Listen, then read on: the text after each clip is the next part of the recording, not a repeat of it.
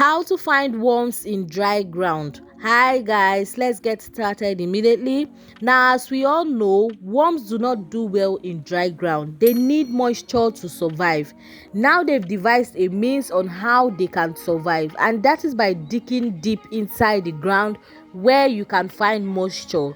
Now, as we all know, the surface of the ground might be very dry, but if you keep digging deep, you kind of find moisture in it. Now, they can dig as deep as 6 feet below the surface just to find moisture. Now, apart from moisture, they can also find food when they dig for survival. Now, you can get a shovel for digging, go to the dry ground and start digging, and there you can find worms even in dry ground. And if you don't want to dig, you can also wait for the rain to pour so that the worms can come to the surface level, as they need moisture to survive. Or you can make it rain yourself by getting water and pouring it on the dry ground. This will make the soil look moist, and then these worms can come above. Or on the dry ground, if you have things like rocks on it, you can lift them up, as there will be moisture under the rocks and you will find worms there.